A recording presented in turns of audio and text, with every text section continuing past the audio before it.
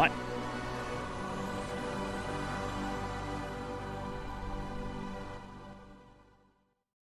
Hey, what's going on, everybody? It's Artie of Artie's Corporate Fiction. Happy Tuesday to all of you. We're gonna take a look at the full investigation that was released by Lori Lightfoot. I wasn't able to do it. I had a long day yesterday. I did not get home until like close to 7. So I had a ton of chores to do. So unfortunately, I wasn't able to take a look at it live. But we will take a look at it today. Going a little bit faster. Gonna put it at 1.25 speed so we don't have to stay here for it because it looks like it's an hour and 20 minutes long. But I heard there's some fun tidbits to review and break down. So welcome everybody. Yeah, if you're wondering about the intro music, I started a new character in Skyrim. Most of you who are the OGs know that I got like a significant boost in my sub count from Skyrim, and it turned into one of my favorite games of all time. I'm going to check right now. I'm curious to see how many hours do I have in this godforsaken game.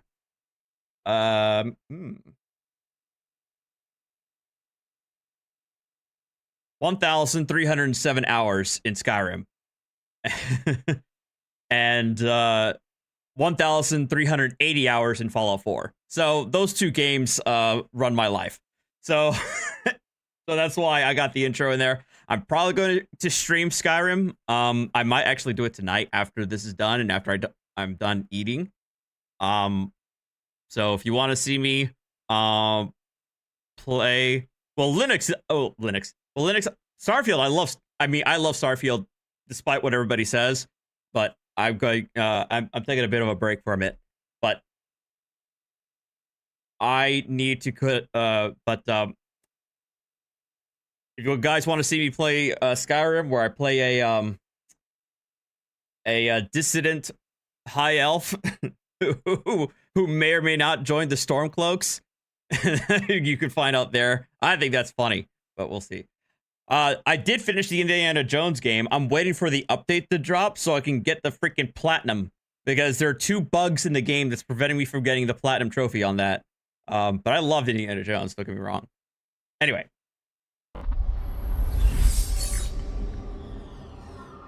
Enough of the pleasantries.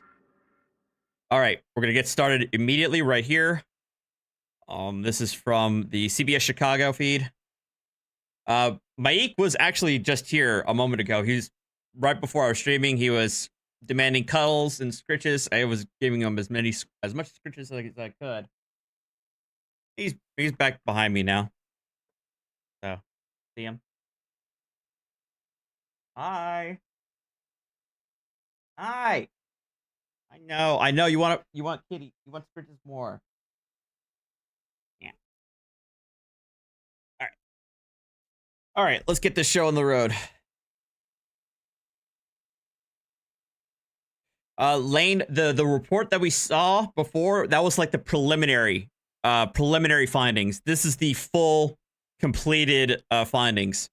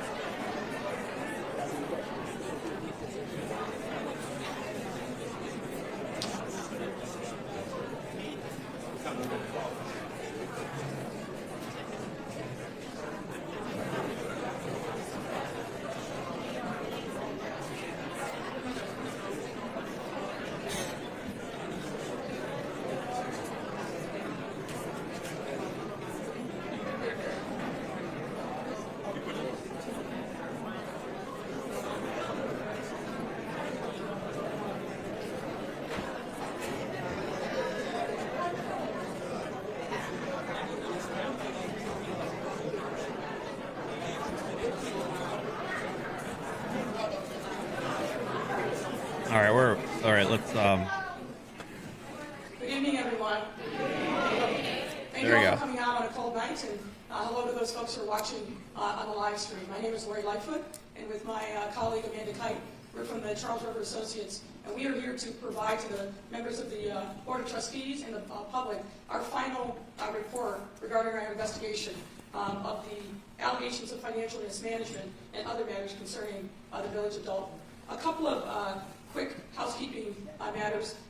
You should be circulating index cards if you want to ask us questions. We're going to go through the entire presentations first. I'm not promising you that we're going to be able to answer everyone's question, but we'll try to get you as many as possible. We will set up, for those that we aren't able to answer, we will set up a microsite and have answers to the different questions there. Also, that's circulating. Nimrod, thank you for the 25 months. A hard copy or electronic copy of this PowerPoint presentation.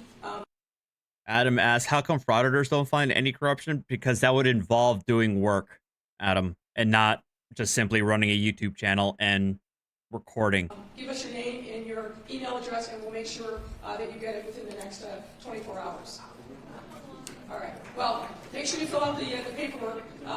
There's signing, there's sheets going around, and you should be able to put your name and your email address in, and we'll be able to provide you with a copy of the deck. The deck is long, and given the number of people that were here, we felt like it made more sense to provide electronic copies and try to anticipate how many people would want a copy.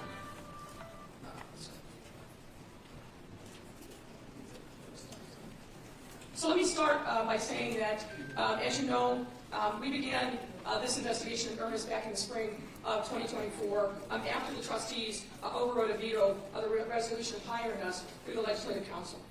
We were tasked with looking into irregularities, allegations of irregularities regarding financial mismanagement by Mayor Tiffany Henyard and others in her administration.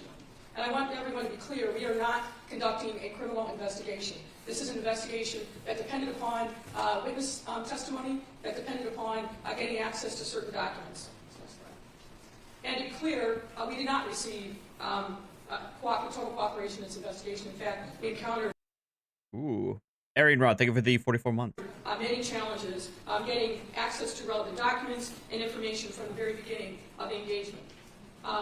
We do not have subpoena power as an independent investigative team, which would have allowed us to obtain materials and cooperation from individuals.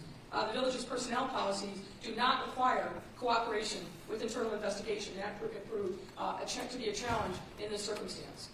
And a lack of cooperation by some individuals led to delays, limited our abilities and scope of work, and ultimately limited the information that we were able to address in the course of this investigation.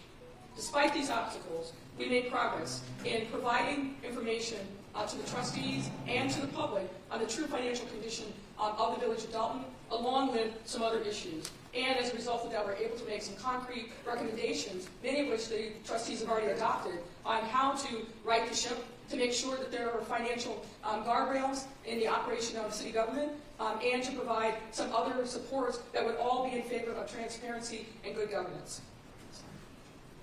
For those of you who don't know, we thought it would be important to give just a little bit of background about the Village of Dolton. The village was incorporated in 1892, and according to the most recent census data, the population is approximately 21,426. The median household income is 58,706, and the village is approximately 91% African American. The village has a trustee form of government, which matters under the organization of the Illinois Municipal Code, and we'll talk about that briefly in a moment. The keys to the employees for the village, aside from the trustees, are the mayor, the village administrator, the director of administration, director of finance, and the staff accountant.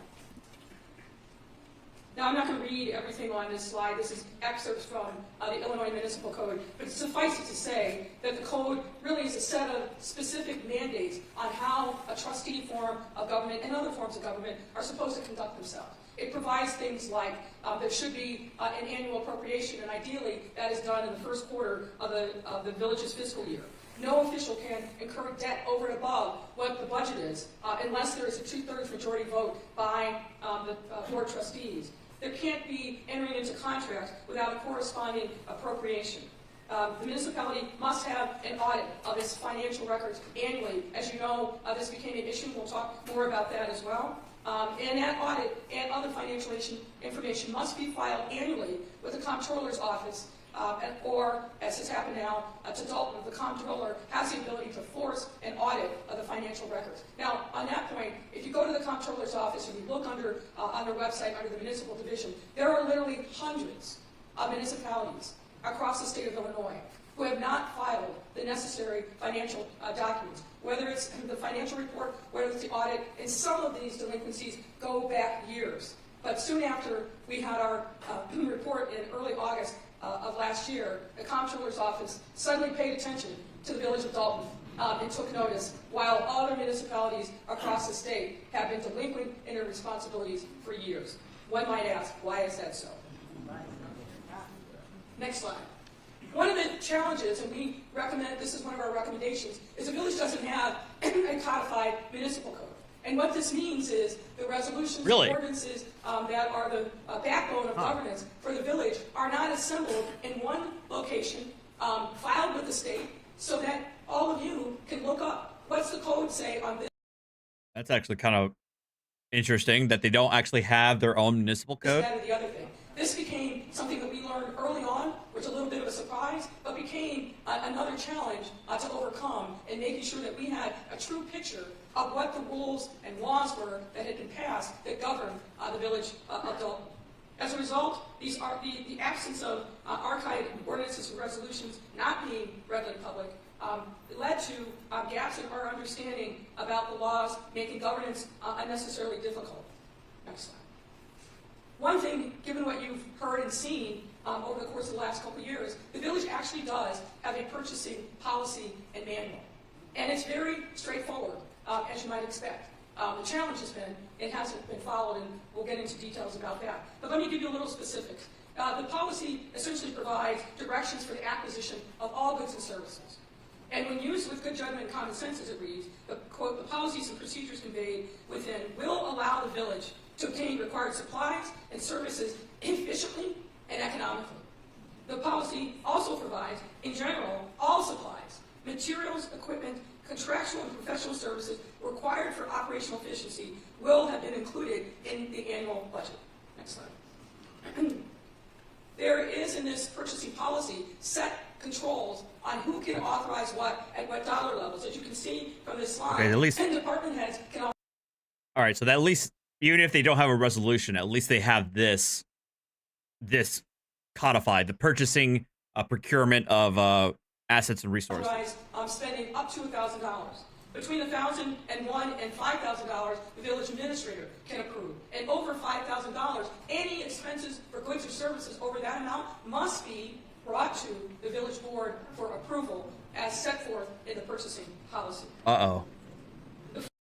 Well, I think we could already tell that that was not adhered to in this instance. The finance department is supposed to have a position called the staff accountant. That person is responsible for centralizing and overseeing the purchase of goods and services for the village, and to determine whether or not an item proposed to be spent, that there are adequate funds and proper purchasing procedures have been followed before any monies of the village are incurred. That person is supposed to be reviewing and initiating all purchase orders, payment requests after they are submitted to the finance department for payment. There's supposed to be centralized purchasing. That makes sense because in best practices, you want to make sure that there's not what we call rogue spending going on, and that the village is getting the benefit of its bargain by maximizing its buying power. The purchasing policy specifically says that those items are supposed to be uniformly purchased by the purchasing agent. And the purchasing policy also requires the use of purchase orders. Those are essentially requisitions for goods and services, and it's detailed there. Similarly, the purchasing policy requires that when a purchase order is issued, it has the same authorization requirements as other matters. 1,000 by department heads, 5,000 by, up to 5,000 by the village administrator. Anything over 5,000 has to come before the board for approval.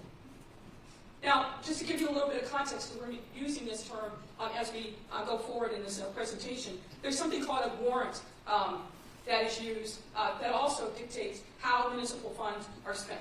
The warrant is typically created based upon invoices that are created by a vendor and submitted to the department head for approval. As we told you in August, there is no electronic process for the submission of invoices from vendors. Paper copies, typically sent either in by hand or by email, are sent to department heads for approval. They must then list them in an electronic payment system called My Viewpoint, and then that generates the items that appear on the warrant list. Based upon our investigation, there are essentially two kinds of warrant lists.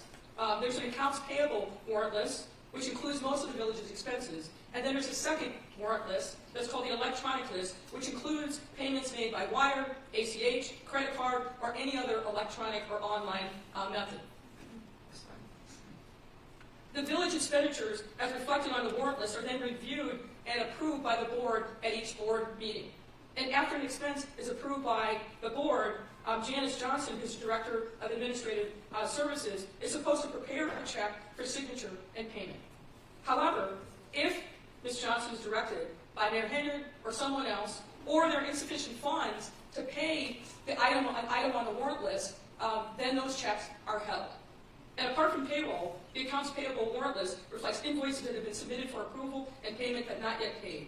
And we understand from the John Kasparic accounting firm, which is essentially the outside firm for the Village of Dolton, that there are many items that appear on the electronic warrant list that have already been approved before they are presented to the board. Now, next slide.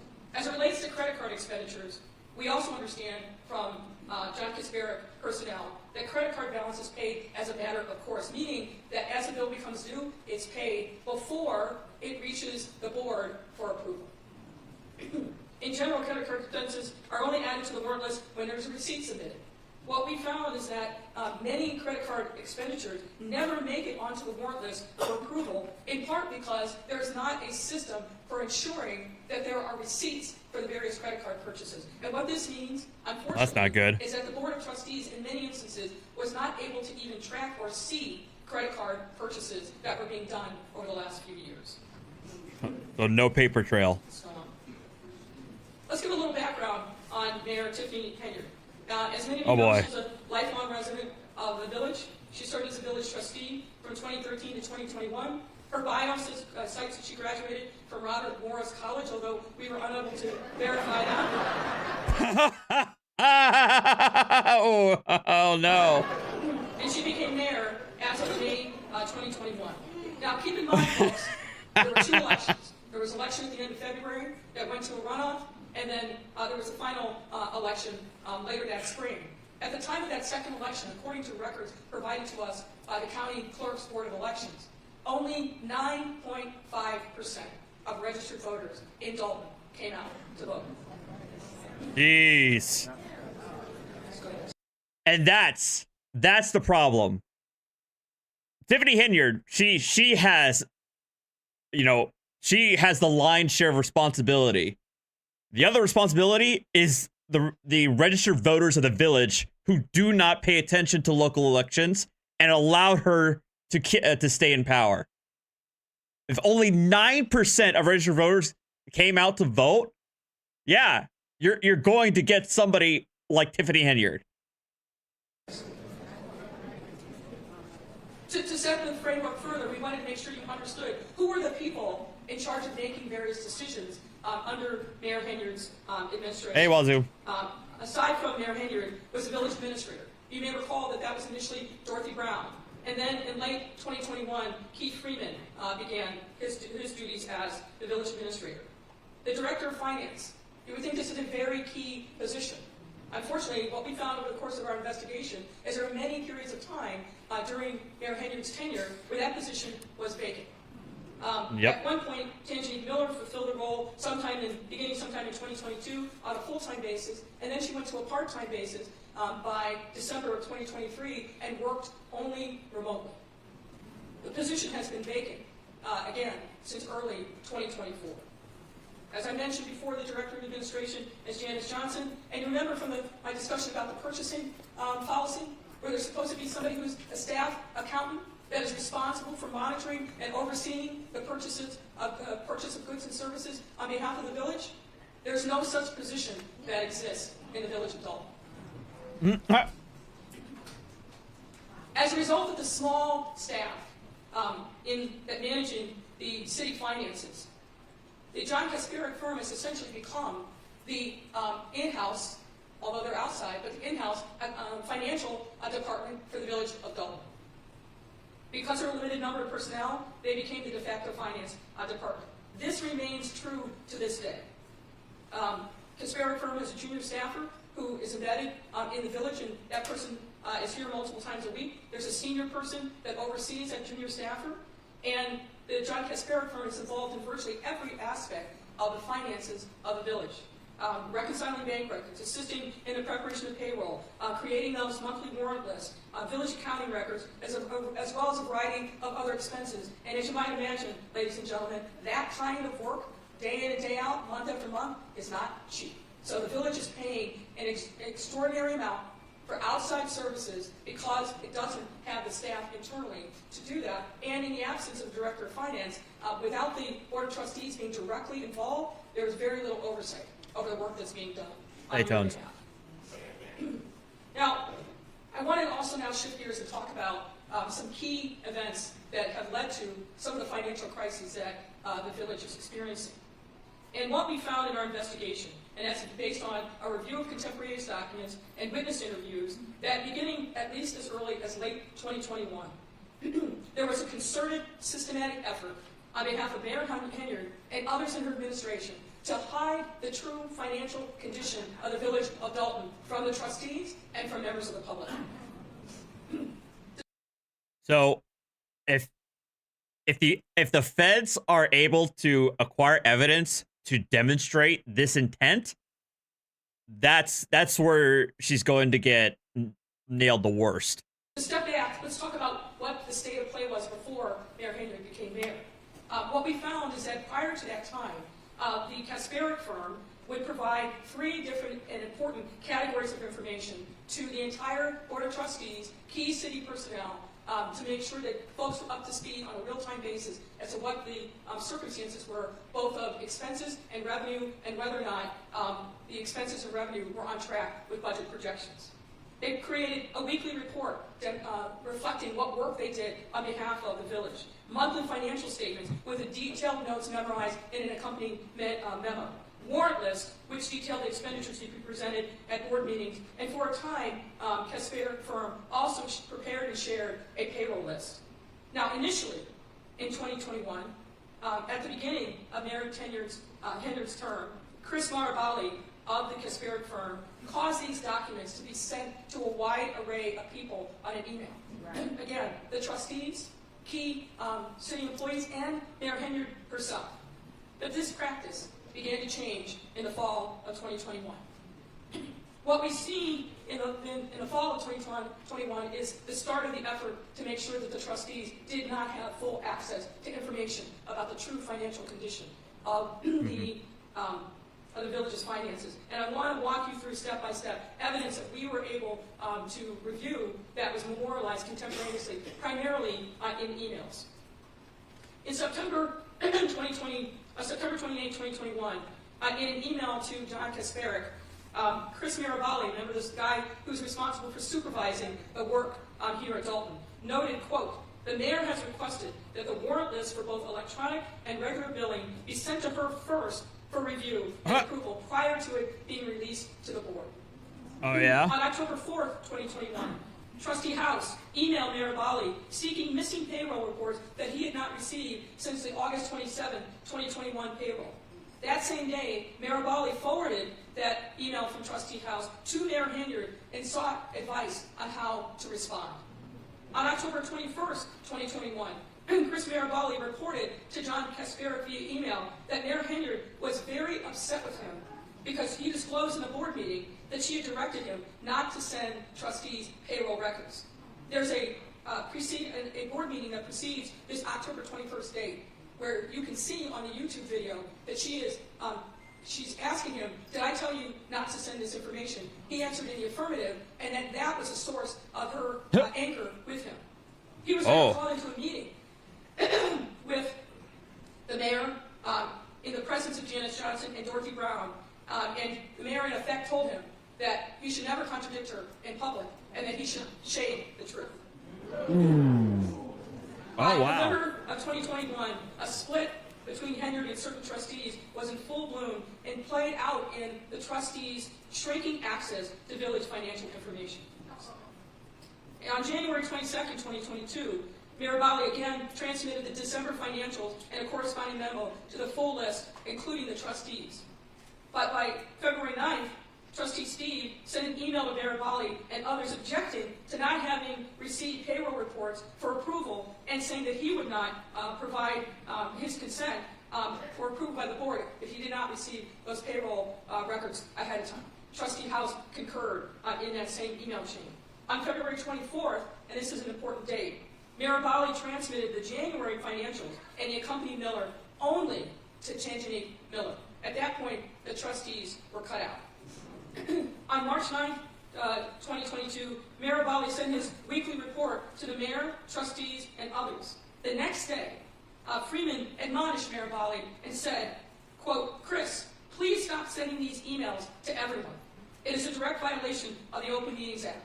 Send this information to Ms. Miller and Janice," meaning Janice Johnson, end quote. I can tell you that the mere transmittal of information where there's no actual action being taken is not a violation of the Open Meetings Act. So in sum, by March 2022, the trustees were effectively cut off from receiving regular financial reports generated by the Kasperic firm, which would have provided them with information on the true financial condition of the village, and they would have been able to see at that point that there was a significant increase in expenses, as we reported previously, while at the same time there was not revenue to match those expenses. Now I'm going to shift gear and talk to you a little bit about FOIA. Now, this is not a FOIA class. I'm not going to go in chapter and verse. But the bottom line, as many of you know, is that under Illinois law, municipalities are required to keep and produce the records of governance to anybody who asks for them, with a narrow set of exceptions. And that means that the municipality has to set up a process by which people who want certain kinds of information can get that information, and that they have a certain timeline in which they have to provide that information. They can ask for an extension of time, but what they cannot do is simply ignore requests coming in through the Freedom of Information Act. Let's go to the next slide. Now, from May 21st, from May of 2021 through September of 2023, based on our review of relevant FOIA records and witness testimony, there were a significant number of FOIA requests that came into the village. Most of these requests were ordinary type. People asking about particular addresses within the village, people seeking other information. But what we started to see in 21, and then it increased steadily over time, is people asking very specific information about the governance of the village, and in particular, asking information about how money was being spent. At the beginning of Mayor Henry's tenure, Clerk Allison Key was responsible for FOIA requests. According to Clerk Key, when a FOIA request would come in, she and her team would review it, then they would send it to the relevant department. There were FOIA liaisons in each department, and it was their responsibility to look for responsive documents and then provide them to Clerk Key so that she could respond to the FOIA. The increased number of FOIAs over time posed a challenge given the limited resources that were devoted to FOIA. So what we saw is a very small staff, very few resources, and an expanding number of FOIAs that came in. There were not sufficient resources to be able to meet that rising interest in the governance of the village of Dolton. Now, there were many allegations that we received that Mayor Henry ordered village personnel to simply stop responding to FOIA. We were not able to verify those allegations, in part because village employees who reported directly to Mayor Henry did not cooperate in our investigation. However, oh boy. So, depending on how the state forms its public records laws, a statement like that could be confirmed, that's intentionally breaking the law, and they could be subject to fines and sanctions at the very minimum. In April of 2023, trustees passed an ordinance intended to get the FOIA process back on track. And that ordinance read in part, quote, "Whereas the Board of Trustees finds that the village has experienced an insurmountable backlog of FOIA requests due to failures of village staff to respond to requests for information from the FOIA officer at the instruction of the mayor and her village administrator. The trustees obviously believe that that's precisely what had happened, which is that the mayor had instructed people within the departments not to respond to FOIAs. Now, despite the passage of this ordinance, the FOIA process didn't improve. And in fact, it continued to break down the non-cooperation of village staff, and many of whom simply, according to Clerk Key, simply stopped responding to her when she would send them FOIAs. And as a result, you know what's happened. Some of you, I'm sure, experienced it directly when you filed FOIAs. There were appeals made to the Attorney General. In some instances, people simply filed suit. Now, one key milestone that I want to bring to your attention is when Clerk Key was stripped of her jurisdiction over FOIA. As you can see from the screen, she received an email from Keith Freeman on September 7, 2023. And in this email, I'll read the body of it. Dear Clerk Key, I am writing to inform you that you are hereby removed from your duty as a FOIA officer, effective immediately. Your inability to process FOIA requests in a complete and timely manner has left us no choice but to restructure our process going forward. The village has redirected FOIA officer duties to another party, and as such, your services are no longer needed. I have advised all department heads of the change. Now, I want to be clear that Clerk Key denies the various allegations in Freeman's email. But I want to lift up a couple things that I think are notable about this email in particular. When you see the language, the village has redirected FOIA officer duties to another party. Note in this email, he doesn't say who that other party is. And what we know from our investigation is that we were never able to determine who that person was that's actually handling FOIA and whether or not that person received the proper training. FOIA is not easy. There's a lot of nuances that are involved in the statute to make sure that there's proper compliance. We have no idea to this day whether or not the person or person who was handling FOIA actually received proper training.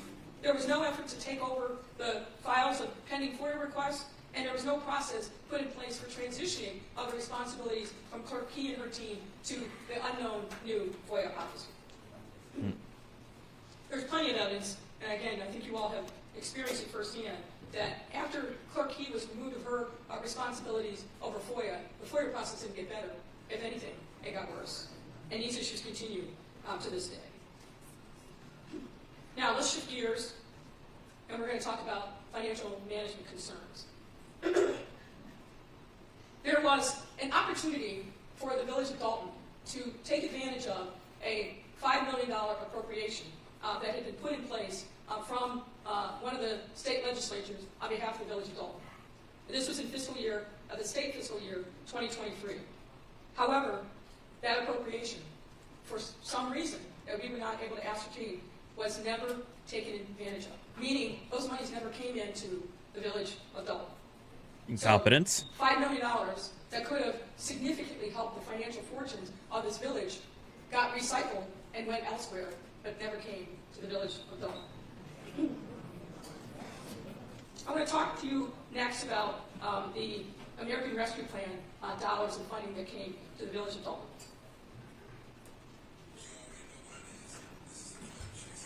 As many of you know, the American Rescue Plan was put into place by the Biden-Harris administration to help municipalities, cities, counties, states recover from the economic impact of the COVID-19 pandemic. And the village received an allocation through the state, which was appropriated in 2 tranches from the Illinois Comptroller's Office. You can see in this chart, the first tranche came in September of 2021, and the next big tranche came again in September of 22 for a total of just over $3 million. The U.S. Treasury Department had very strict reporting requirements on how municipal governments use those ARPA dollars. Somebody was supposed to be designated as the ARPA reporting person responsible for making sure that they were complying with U.S. Treasury regulations. The contemporaneous documentation that we have seen and confirmed in recent communications is that no one from the village actually took the responsibility to complete the reporting information. The access to the reporting portal was set up for Ms. Miller, the former finance director, but there's no evidence that she actually made the required reporting of how ARPA dollars were used here in the village. Oh, awesome. And based on the records that we have seen, there's approximately $1.7 million left of the ARPA funds and is held in a specific capital projects account. Based on what we've seen in the financial documents, the ARPA funds were used in a variety of ways, which you can see from this chart. You noted there's a big category of $481,379 called other expenses. This was used for a variety of different things, from construction materials and supplies, lawn care, pest control, utilities, sprinkler installation, but none of these things were specifically approved by the board. Now, at this time, I'm going to turn it over to my colleague, Amanda Kite, who's going to walk you through some more detailed information on the financial status as of October 31st, 2024. So now we're going to walk through and largely provide an update to the financial information that was presented back in August. And we've been provided records that cover the first 6 months of the village's fiscal year 2025. As of October 2024, the village's general fund, which is the fund that's used to account for the majority of the village's operations, remains in a net deficit position. However, the deficit position has decreased or improved from the information that was presented in August. And as of October 2024, the general fund's net deficit position is currently $2.4 million. That's an improvement. During the first 6 months of fiscal year 2025, the average monthly expenditures of the village have also decreased. Through fiscal year 2024, the village was spending on average $2.5 million per month. During the first 6 months of fiscal year 2025, that number is down to $2.1 million per month on average. Following along with that, I think it's also important to note that when we provided an update back in August of last year, which laid out many of these numbers and showed the village in really dire financial condition, the trustees immediately took action to address particularly the spending side of the ledger, significantly reducing the number of credit card access, working with banks, restructuring some of the expenses. So that accounts in part for the reduction in expenses. And as Amanda will explain, there are other factors that contributed to this, but I wanted to note that the trustees heeded the concerns that we raised back in August and took specific action, many times in opposition from Mayor Hinyard, to make sure that they were starting the process of putting the village back on better financial footing.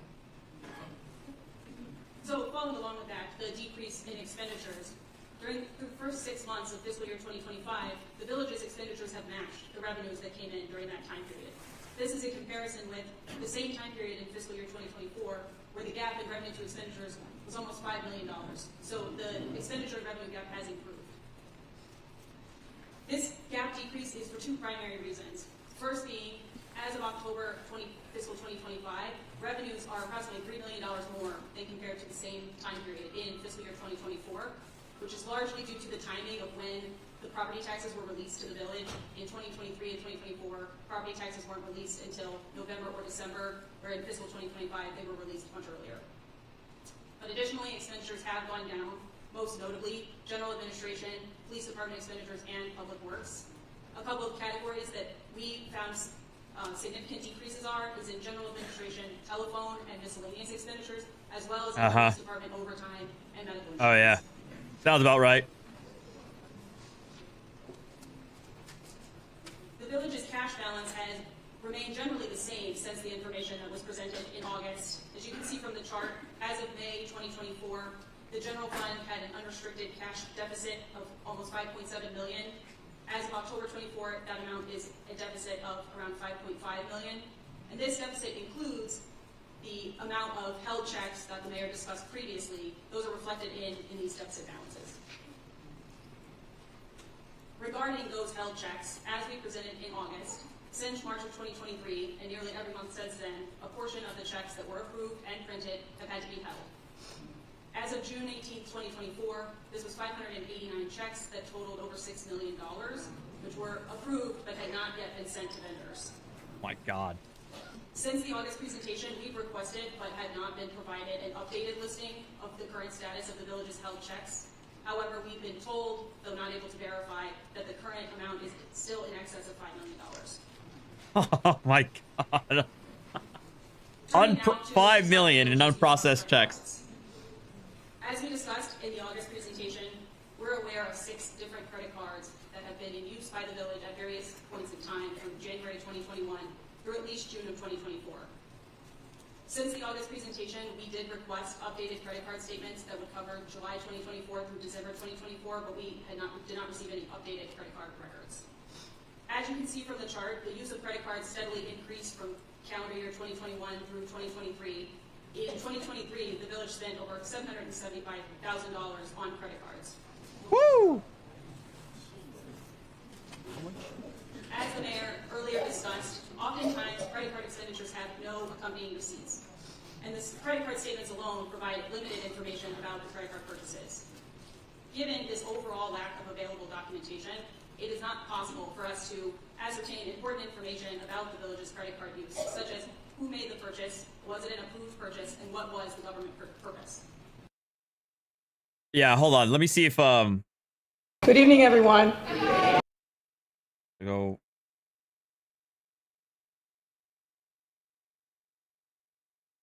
This will. Oh, well, here we go. At least they're showing a little bit. As well as expenditures statements that would cover July 2024 through December 2024, but we did not receive any updated credit card records. As you can see from the chart, the use of credit cards steadily increased from calendar year 2021 through 2023. In 2023, the village spent over $775,000 on credit cards. As the mayor earlier discussed, oftentimes credit card expenditures have no accompanying receipts. And the credit card statements alone provide limited information about the credit card purchases. Given this overall lack of available documentation, it is not possible for us to ascertain important information about the village's credit card use, such as who made the purchase, was it an approved purchase, and what was the government purpose. This type of additional information is necessary to perform a complete investigation of the credit card use and to draw any conclusion about any individual purchase. That being said, through our investigation, we did identify certain categories of expenses that stand out, which the village may wish to pursue additional information to further understand the nature of the charges. For example, from 2021 through June of 2024, village credit cards were used for over $171,000 in travel-related costs, things such as airfare, excess baggage fees, hotels, meals, rental cars. There are over $51,000 spent at local area restaurants, as well as expenditures at retailers such as Dick's Sporting Goods, Best Buy, Wayfair, Walgreens, Apple, and Walmart. Woo. Now, not all, some of these expenditures, but not all, are reflected on the electronic warrant lists that we were provided and reviewed. However, the level of detail in the description of what the purchase is for varies by purchase. Some purchases have very limited information, and the description is simply the name of the merchant, or a more vague description such as meals or donuts. Others provide more information such as training accommodations or code enforcement lunch.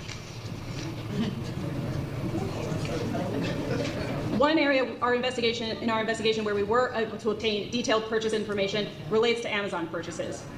Oh boy. The vast majority of purchases made by the village on Amazon were paid for with village credit cards. From January 2021 through June of 2024, the village spent approximately $218,000 on purchase from Amazon using village credit cards, the largest spending of which occurred in 2023. Now, the vast majority of the purchases on Amazon do appear to be for routine items such as office supplies, office furniture, and supplies for the police department. And the Amazon order details show that these orders were delivered either to Village Hall or to the police department.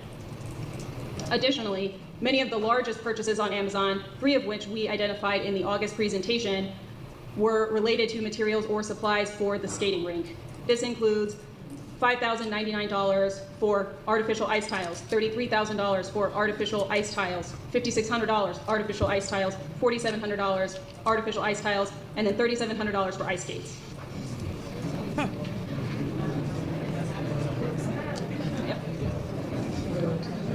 Yep. Ladies and gentlemen, let me just pick up and conclude on the Amazon purchases. The various routine office supply and office furniture purchases simply do not appear to be in compliance with the village's purchasing policy as we described. There appears to be no centralized purchasing or inventory control as required in the purchasing policy. So while we were able to see that these various purchases were delivered either to Village Hall or to the police department, there's no tracking system for what happened to them after they arrived here. And while Janice Johnson was listed as the originator for a number of these purchases, what we saw in the Amazon records is that there were 9 other purchasing sources identified in the Amazon records. So lots of people were billing, charging things and purchasing them from Amazon. And we similarly found no evidence that the purchases related to the ice ring that were done in 5 separate purchases totaling approximately $48,000, that they were done consistent with the purchasing policy either. For example, we were unable to find evidence that these purchases were done as a result of a competitive bidding process, which an amount of that size would have been triggered by the purchase. Yeah. So for better or worse, when it comes to procurement of that size, there a lot of states have like these bidding rules where if you're going to get where you have like a contractor or a vendor a bid for a purchase like that. Policy, nor is there evidence that these particular purchases were presented to the board prior to approval. Or also has to have approval by the board, As obviously. you will see, one of the recommendations that we're making to the board is to institute a written policy for performing background checks of prospective village senior and key personnel. There are 3 personnel that we call out on this slide. And based on our investigation, these and other individuals either working for the village or proposed by Mayor Henyard to assume key roles have issues in their background that likely would be disqualifying if they had been properly vetted. Oh. Now, I want to go through some of the consequences, because of course there has been consequences of all the things that we've already talked about. You can't have a situation where there are no financial controls, where the trustees are systematically excluded from finding out the true nature of the financial condition of the village, where there's a routine process of exceeding the amounts of revenue with expenses, some of which may or may not be for a legitimate government purpose. The first of these cascading consequences is the audit. As I noted at the beginning of this presentation, under Illinois law, every municipality over a certain size is required to have a financial audit of its books and records every single year, and to produce that audit to the comptroller's office. The fact of the matter is that for the last several years, the village's auditor had been an accounting firm, an auditing firm known as Lauterbach and Amann. Draft audits for fiscal year 2022 were completed, but they were never finalized. And then Lauterbach and Amann resigned as auditor on October 27, 2024, effective immediately, which is essentially less than 3 weeks after we had our first public disclosure of the true financial condition of the village. Well. And on October 15, 2024, the Illinois Comptroller's Office notified the village that it was going to force an audit on the village for not complying with the mandatory audit reporting requirement. Now, as I noted, there are literally hundreds of municipalities across this state that have long-standing delinquencies in filing their reports. But for some reason, the comptroller decided that Dolton was going to be the example. Next slide. One of the other consequences that we have seen over the course of Mayor Henyard's tenure is a significant uptick in litigation. According to court records, maintained by the Legislative Council, 48 separate lawsuits have been filed against the village under Mayor Henyard's tenure. 12 pending matters relate to FOIA violations, and 8 pending matters by village vendors allege improper revocation or failure to renew business licenses. And you may have seen recent reporting that on Friday, Mayor Henyard herself was held in criminal contempt for failing to sign a liquor license for an existing business owner here in the village, despite being ordered by the court to do so multiple times. Those have costs. Criminal contempt? The insurance issue, because insurance is a significant cost in the budget for the village of Dolton. The village's insurance needs are primarily handled by 2 entities: an insurance broker, which is Insure Source LLC, and something called a third-party administrator, which currently is Charles Taylor, TPA. In 2024, the village's insurance coverage became at risk due to late or non-payment of fees. The village's premium financing company sought to avoid its contract with the village, and let me explain what that means. there is a finance company that fronts the money for the village's various insurance costs, and the village pays it back on a monthly basis. But because of non-payment, that finance company walked away from its responsibilities and said, we're not going to we're not going to finance any future funds to the village to pay its insurance. That created a bit of a crisis. The village's longtime third-party administrator, that's the entity that then pays claims that are made by people that trigger the insurance policies. That third-party administrator also walked away and refused to renew its agreement with the village, again, as a result of problems in payment. And then long-time insurance carriers. The village has, like most municipalities, has multiple insurance carriers that cover their insurance, particularly liability insurance. Many of those long-time carriers canceled in the spring of 2024 or declined to renew the village's policies. Next slide. Now, this came at a critical time. The renewal period for village insurance is early August of every year. Typically 60 days before that time, the insurance broker will start negotiating renewing terms of coverage with the various insurers. You had the TPA walk away, which is known to the insurance companies covering the village. You had the finance company walk away, which is known to the village. And the fact that these other carriers decided not to renew, that also sent a ripple through the insurance market. As a result of the efforts of the insurance broker, he reached out to 36 different insurers, including 10 excess insurers and then 26 non-excess carriers. 5 carriers chose not to renew their coverage for the village. 13 carriers declined to quote coverage for the village, meaning they weren't even interested in providing a quote. Jesus. Because of the shit show that is this city, most of these insurers are like, they're like radioactive. The insurers are like, screw you. Yeah, not a chance. And one carrier simply didn't respond. And of the excess carriers who provided a quote, they set their threshold for coverage very, very high. 2 set it at 25 million, 4 set it at 10, and 2 at 5, and 1 declined, again, to quote any coverage. Now, the village was eventually able to obtain coverage for the 2024-25 period. However, there were 2 important concessions that the village was compelled to make in order to make sure that it had insurance coverage from August of 2024 to August of 2025. As you can see from this slide, the village was compelled to pay more for less coverage.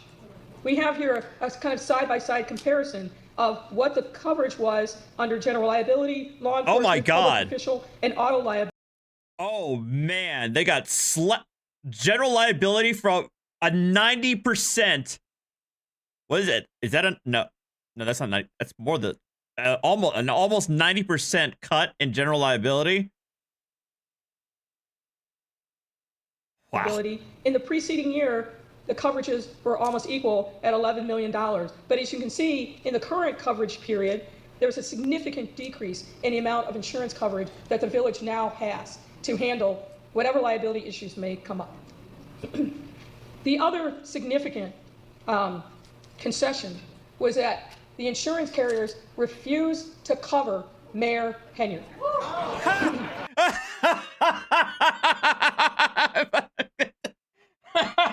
That's an explicit part of the terms. We ain't covering this chick. So if she's sued, that's it. That's not on us. As you can see in the third bullet, there's a quote directly from the insurance policy. The insurer covers all elected officials. It provides that as a separate part of its coverage, but specifically in writing excluded any claim made against any insured which is brought by, on behalf of, or against the following entities or individuals, and that is Tiffany Henyard. And the emphasis here was in the original. This coverage exclusion emphasis in the original Henyard also applied not only to the general liability policy, but also the law enforcement policy. Now, there are implications for the village given the cancellation of coverage for Mayor Henyard during this coverage period. Mayor Henyard will have to pay for all defensive costs related to her out of pocket, or the village could decide on its own to pay for her coverage, but it won't be covered by the insurance carriers. Now, Mayor Henyard would then be responsible for any judgments, settlements, or attorney's fees rendered against her personally, separate from the village. And there's an open question as to whether or not Mayor Henyard will participate in litigation that she has to pay for herself, and what that would mean for the village if she simply defaults, meaning doesn't show up, doesn't participate in ongoing litigation. So the absence of coverage has significant implications for the village and for the taxpayers of the village of Dolton. Other implications. The fire department. After 2 years with no resolution of a contract, finally in the fall of 2024, Legislative Council was able to reach a collective bargaining agreement with the fire department union, which a majority of the board approved over Mayor Henyard's objections. The village is currently in negotiations with the police department, but the challenge with that, negotiating that contract, is without audited financial statements, and you remember we said there's been no audit of the financial statements since fiscal year 2021, it's difficult for village negotiators to be able to project what revenues are going to be coming in so they know what a fair salary and compensation would be. Now, as we're winding down here, I want to cover quickly some other remaining items that I know are of interest to the public. And let's talk for a minute about the Las Vegas trips and the allegations against Trustee Holmes. There are actually 2 trips, one in May 22 and another in May 2023, where Mayor Henyard and a large delegation went to an economic development convention in Las Vegas. The convention was called Recon, and that was put on by the International Council of Shopping Centers. Financial records from the village and Thornton Township reflect that a number of people traveled to Las Vegas on both of these trips, and that the expenses of their travel, their lodging, their meals, and entertainment were paid for on village and township credit cards. Mm-hmm. There is no evidence that any business development opportunities came to the village as a result of either of these 2 trips. Naturally. Excellent. You are all aware of the fact that there are allegations against Trustee Holmes as a result of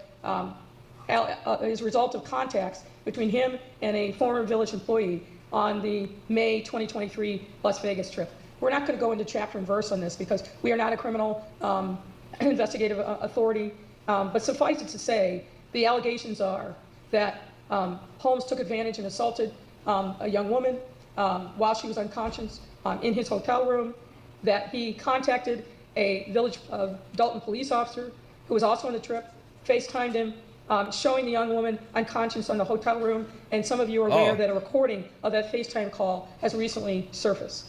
The young woman eventually filed complaints in Las Vegas and suburban Cook County. Fall of last year, the Las Vegas criminal authorities closed its case after its investigation.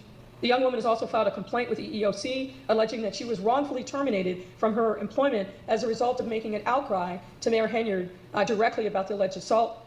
And the young woman has subsequently filed a lawsuit which makes similar allegations, and that lawsuit remains pending. Importantly, neither the young woman, Trustee Holmes, or other witnesses cooperated with our investigation.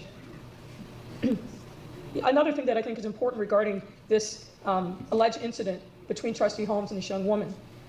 Working through the Delgado law firm, we learned that Mayor Henyard authorized an investigation to be conducted by a firm called R.E. Walsh & Associates out of Oak Brook, Illinois.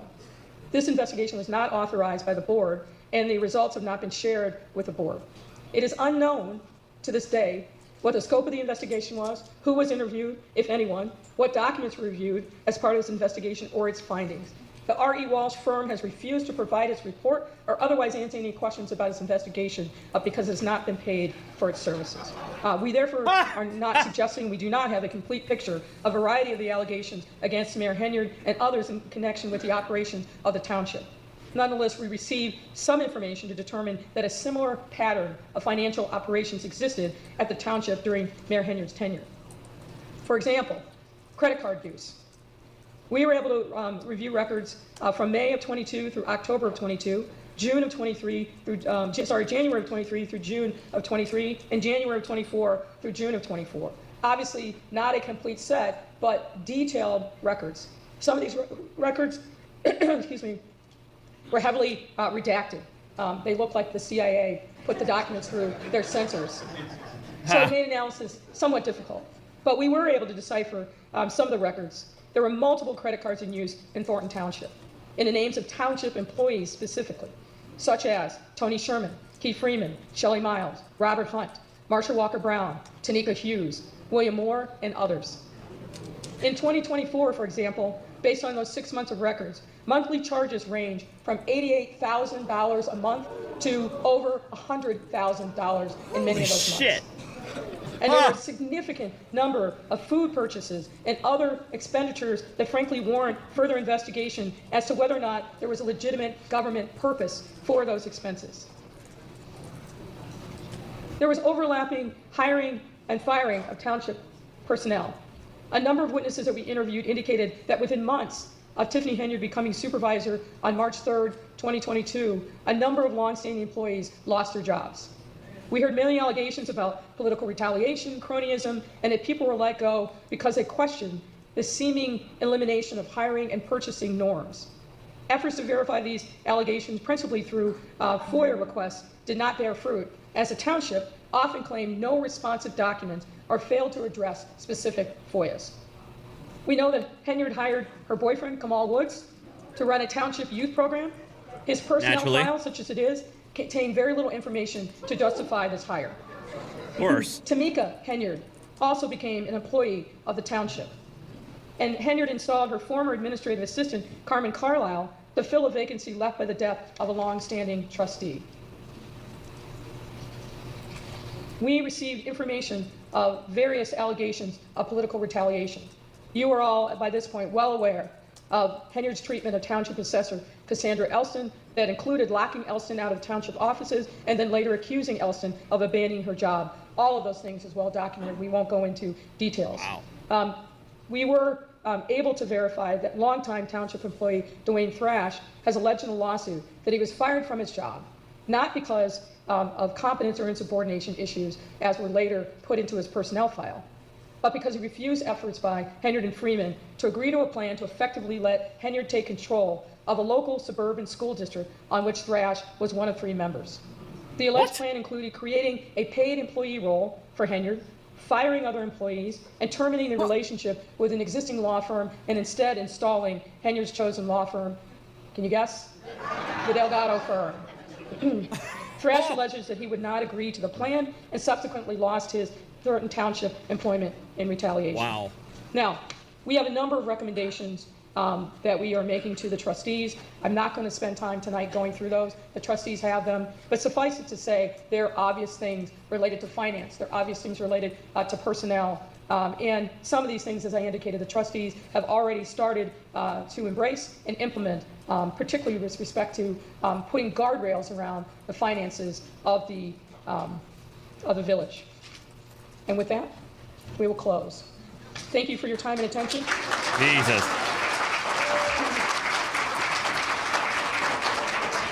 Now, as I said at the outset, we had passed out index cards. If you have questions written on them, pass them forward, and we will entertain some questions. Can members of the Park District staff perhaps help us collect some of these cards and bring them forward? If you have a card, hold it up in the air, and somebody will come by. Well, somebody in chat mentioned that. One is, why didn't the $5 million come to Dolton? The answer is we don't know. What happens is monies get appropriated and become part of a budget. It will go to the relevant state department for allocation, but then the municipality has to fill out certain paperwork in order for it to claim that allocation. We have not found any evidence that that happened with the village of Dolton. This person also asked, is there anything to hold Tiffany personally liable? Well, as you know, there are a number of different lawsuits that have been filed, and obviously you have your vote.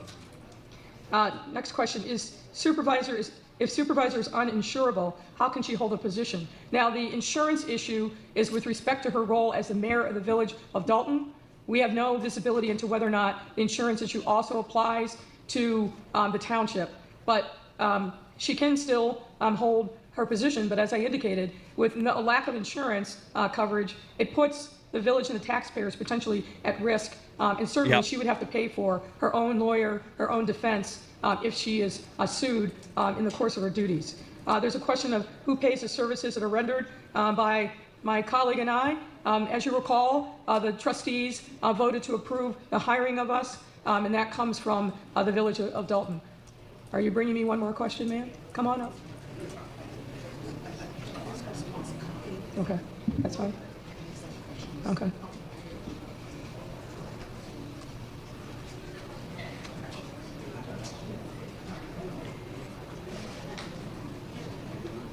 There's a question that whether the village will be able to get federal or state funding to bail us out of this mess. And the answer is, I think that's a matter that the trustees are actively pursuing. There's a question, have all of your findings been given to the FBI and any agency concerned? Maybe we all turn and wave to our friends in the federal government who are surely watching this live stream. What I will say is we have been in contact with members of the U.S. Attorney's Office who are investigating this matter. I know that the FBI has also been in contact with various people who have information about the allegations that are here. What they intend to do and the timing of that, no one really knows except for them.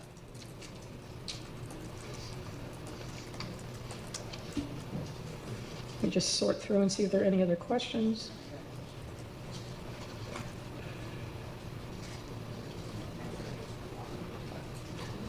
Someone asked, the $5 million grant, was it mismanagement or theft that we did not get it? As I mentioned before, there's a process by which a municipality that gets an appropriation has to claim it. Mismanagement. It wasn't stolen. They just never, somebody just failed to apply for it, and they lost the opportunity. There's no evidence that that process was followed.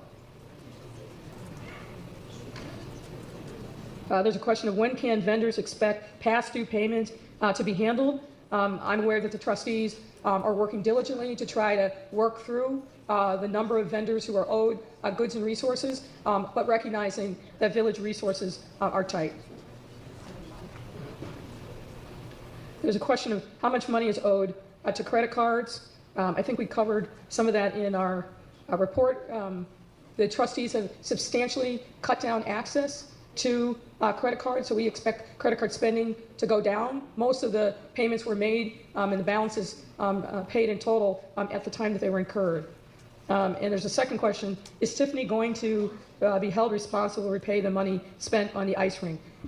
That's a very good question to which we don't have the answer. Okay, all right, we've got final 3 questions.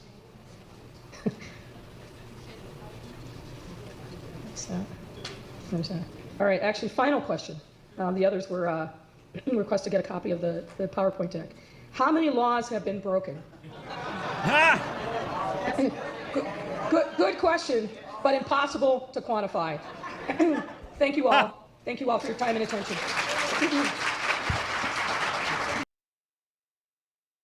All right, I would need to.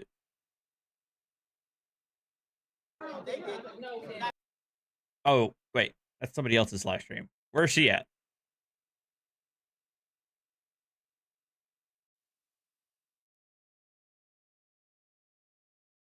Is there no,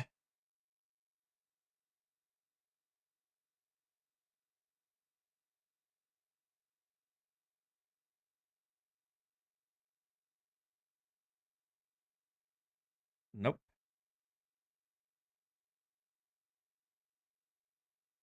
Nope.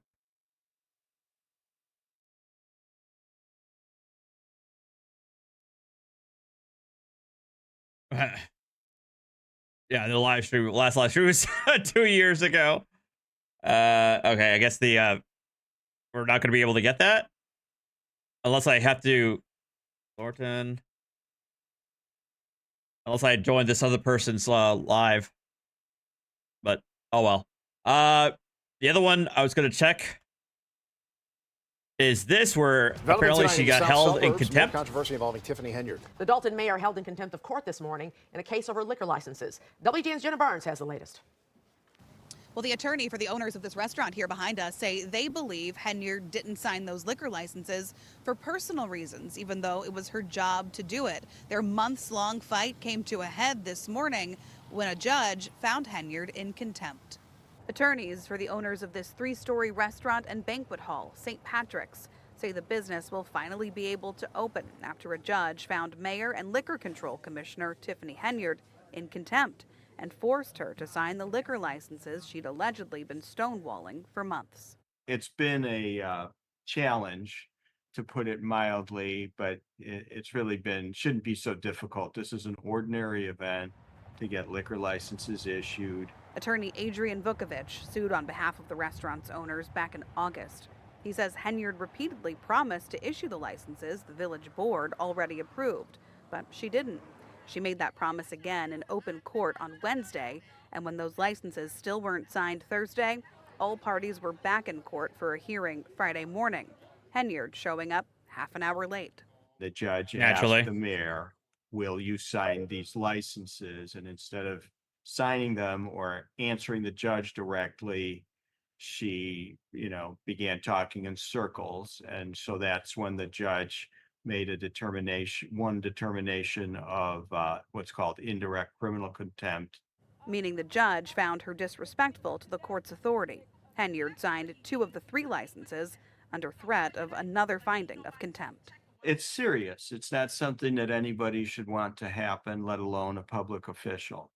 It's up to the judge to determine what punishment Henyard could face. The restaurant owners are still pursuing that 3rd liquor license. They're also pursuing sanctions and damages. We've reached out to Henyard's attorney for comment on this contempt finding and have not heard back. In Dolton, Naturally. Jenna Barnes, WGN. So here's the thing. Because the feds have subpoena power, it's entirely likely that the feds already had the information that that Lightfoot's team had, if not even more so, because as the Lightfoot mentioned in the beginning of the presentation, they don't have subpoena power.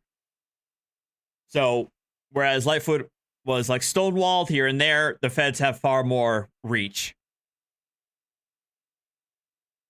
But honestly, I think everybody here is waiting for the feds to finally announce indictments. That's basically what we're all waiting for at this point. But it is what it is. I mean, it basically the thing told us what we already knew, that she treated the city's budget like a personal slush fund, and his thought she could get away with it. So, do you think the feds will indict her? Oh, absolutely. Oh, there's no doubt in my mind. They'll be able to indict her embezzlement at the bare minimum, embezzlement, money laundering. But we'll see. All right, that's all I got for right now. I'm gonna be back. Oh wait, I'm not gonna be able to stream tomorrow though. I'm gonna be out on a run. Hopefully the weather will be a little bit warmer. We'll see. But I'll be back on Thursday and Friday. Thursday, I want to cover allegedly and apparently old Squishy Gardner has an hour-long court hearing involving an auditor. So I'm very curious about that. So we'll check it out. I appreciate you guys coming in to watch. I need to go eat something. I might be live streaming Skyrim later on this evening on my gaming channel. So I'll keep you guys in the loop for that. All right. Hit the like button on your way out. Much appreciated, guys. And I'll see you next time. Bye-bye.